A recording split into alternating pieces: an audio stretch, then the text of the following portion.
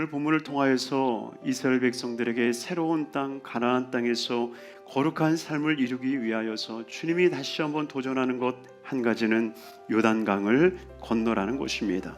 그렇다면 과연 우리의 삶에 주님이 요단강을 건너라고 하는 것이 과연 무엇을 의미하는 것이며, 또한 요단을 건너기 위해서 우리가 어떻게 해야 할 것인가? 첫째로는 주님께서 우리에게 새로운 길을 가게 하고 계신다는 겁니다. 그런데 주님께서는 어떻게 그 일들을 이루기를 원하고 계시는가?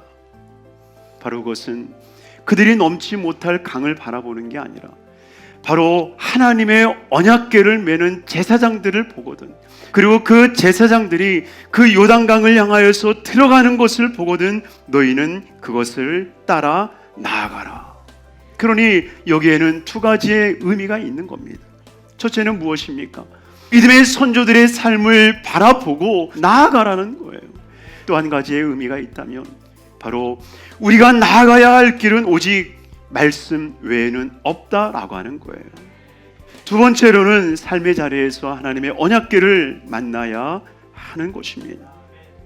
제사장들이 언약궤를 메고 그 요단강 물에 들어가는 순간에 어떤 일이 일어나느냐? 물이 쌓이기 시작하는 거예요. 바로 우리가 하나님의 말씀을 들고 우리가 그 험난한 그 요단강을 건너려 하는 순간에 하나님께서는 그 거센 그 풍파를 주님께서 막아주심으로 말미암아 말씀으로 그 길을 나아가게 하는 은총을 허락해 주신다는 겁니다. 그런데 언약궤를 어디에 세우시느냐? 바로 요단강 정중앙에 딱 세워놓는 거예요.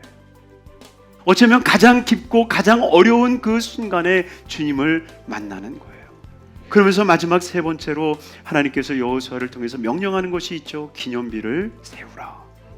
요단강 가운데 굳게 서 있었던 제사장의 발밑에 있었던 돌들, 이 보이지 아니하는 12를 보게끔 하기 위해서 그 12를 지파대로 가지고 와서 어디에 세우느냐? 너희가 유숙한 그 땅으로 세워라.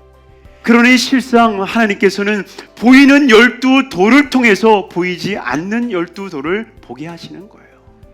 이것이 바로 주님께서 세우시는 기념비라는 거예요. 우리의 연약함 때문에 기념비적인 것은 무너질 수 있습니다.